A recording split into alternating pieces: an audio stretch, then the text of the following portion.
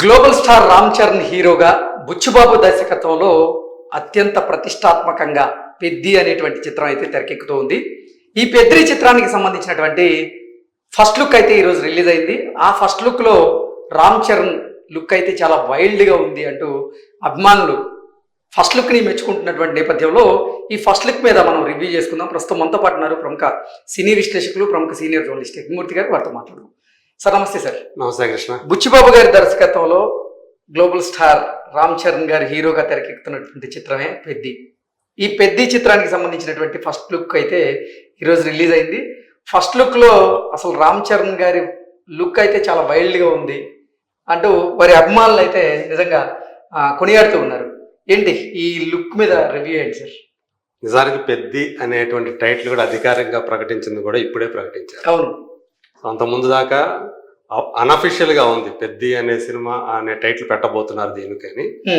ఇప్పుడు ఈ రోజు 9:09 ముహూర్తం పెట్టి సో ఆ టైటిల్ ని అలాగే ఆయన ఫస్ట్ లుక్ ని కూడా రివీల్ చేశారు.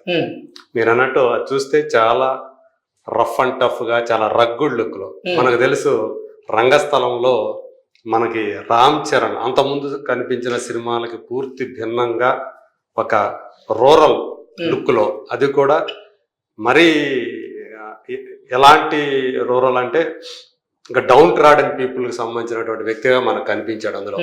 సో అణగారిన వర్గాల వాళ్ళ మీద ఎలా భూస్వాములు, అక్కడ ఉండే ప్రెసిడెంట్లు, పంచాయతీ ప్రెసిడెంట్లు ఎలా దాష్టీకాలు చేస్తారో దాన్ని ఎలా అడ్డుకున్నాడు అనేది మనం అందులో చూసాం రంగస్థలంలో. సో మన అందరికీ తెలుసు సుకుమార్ శిష్యుడే బుచ్చిబాబు సార్. ఎప్పుడో 2021లో ఉప్పెన్ అనే సినిమాతోటి మనం ముందుకు వచ్చాడు అతను డైరెక్టర్ గా.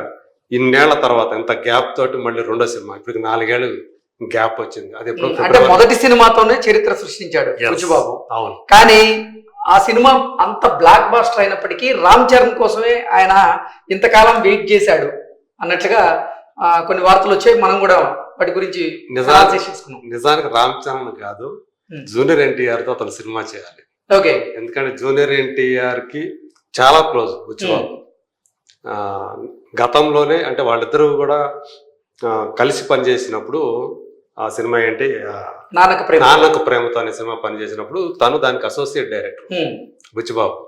ఆ టైంలో బుచ్చిబాబుని తీసుకెళ్లి నీళ్ళలో పడేసినటువంటి ఆ వీడియో బాగా వైరల్ అయింది.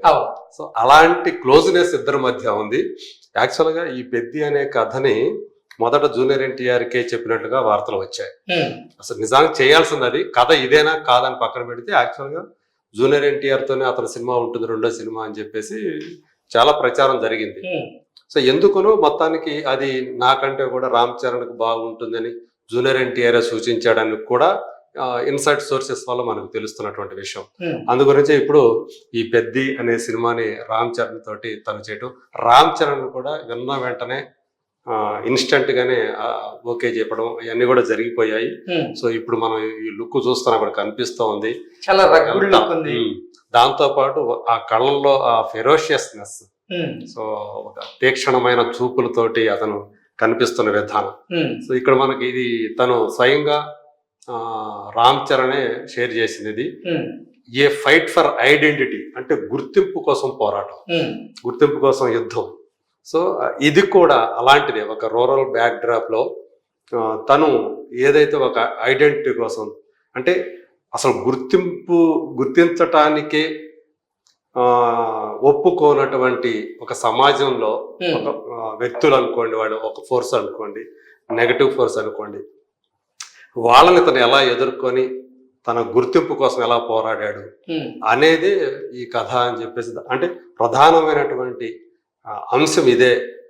రామ్ చరణ్ చేసేటువంటి ఆ పోరాటం గుర్తింపు కోసం అనేది మనకి ఇక్కడ తెలియజేస్తుందని చెప్పాలి. సో ప్రొడ్యూసర్స్ అంటే మేకర్స్, మైత్రి మూవీ మేకర్స్, సుకుమార్ రైటింగ్స్, తర్వాత ఇంకొకటి మొత్తం ముగ్గురు కలిసి నిర్మిస్తున్న సినిమా ఇది. ఇక్కడ ఉండే అనుకుంటా మైత్రి మూవీస్, వృద్ధి సినిమాస్, ఈ 3 బ్యానర్లు కలిసి చేస్తున్నాయి. ఇందులో నిమ్మ శివన్న అంటే మన శివరాజ్ కుమార్ కూడా ఒక అత్యంత కీలకమైనటువంటి పాత్ర ఈ సినిమాలో చేస్తున్నాడు. తను ఇదివరకు ఇదే అంటే తెలుగులో తను ఇలా పూర్తి స్థాయిలో ఒక పాత్ర చేయడం ఇదే ప్రథమం అతను. So Janhvi Kapoor heroine. So ఇంకా దివ్యేందు శర్మ అని చెప్పేసి మనది మిర్జాపూర్ అనేటువంటి ఒక వెబ్ సిరీస్ బాగా పాపులర్. అందులో చేసినటువంటి ఆ సిరీస్ ద్వారా దివ్యేందు శర్మ బాగా పాపులర్ అయ్యాడు. అతను కూడా ఈ సినిమాలో ఒక కీలక పాత్ర చేస్తున్నాడు అని కూడా వినిపించింది.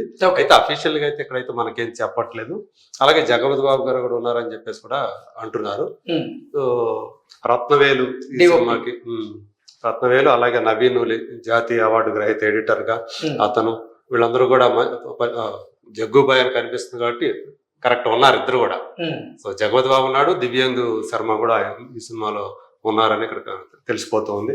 సో మొత్తానికి ఈ లుక్ కి అయితే విపరీతమైనటువంటి రెస్పాన్స్ వచ్చింది. ఒక రకంగా చూస్తే ఇది ఒకవేళ రంగస్థలంలో అతని లుక్ మనం చూసాం. తను మొదటిసారి అంత గుబురు గడ్డం తోటి యాక్ట్ చేసిన సినిమా అదే. సో దానికి ఈ కొనసాగింపుగా ఉన్నట్లుంది ఇతని లుక్.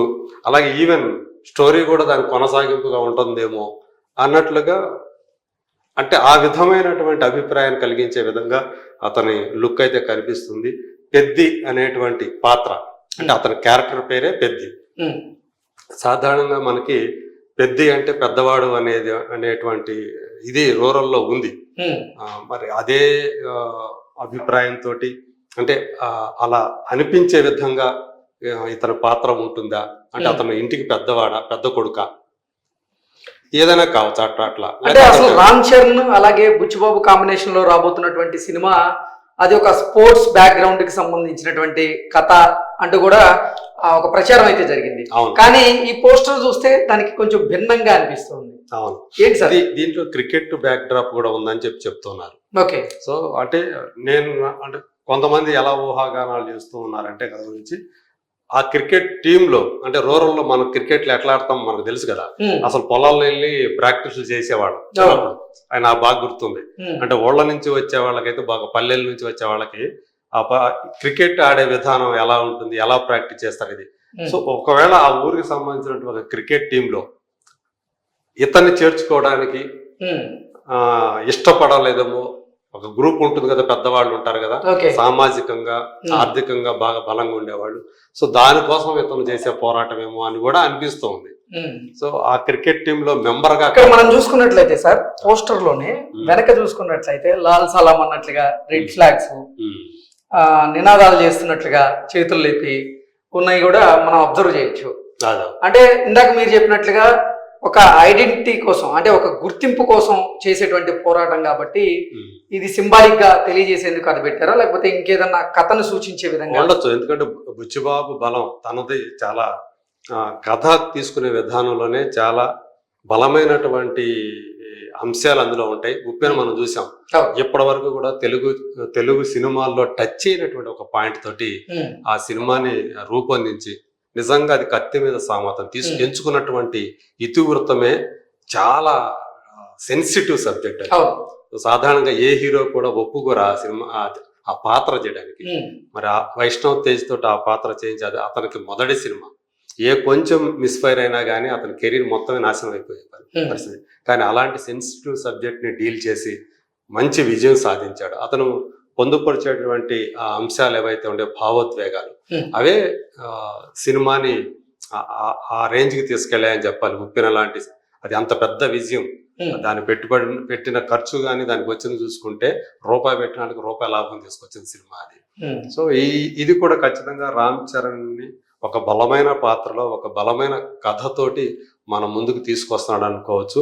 ఏమేమి ఇందులో చూపించబోతున్నాడు ఏంటి అంటే, ఊళ్ళు అనేటప్పుడు ఊరి రాజకీయాలు ఎలా ఉంటాయో మనం ఎన్నో, ఇందాక మీరు అన్నట్లుగా సామాజిక వర్గాలకు సంబంధించినటువంటి నేపథ్యంలో ఈ చిత్రాన్ని తెరకెక్కబోతున్నారు అనేది కూడా మనం తీసుకొచ్చారు. ఇక్కడ చూసుకున్నట్లయితే రామ్ చరణ్ గారి చేతిలో ఇది డంబెలో లేకపోతే అది ఆ వస్తువు ఏంటి అనేది కూడా ఒక క్లారిటీ అయితే లేదు. కానీ యాక్చువల్ అది చూస్తే డంబెల్ లాగానే ఉంది.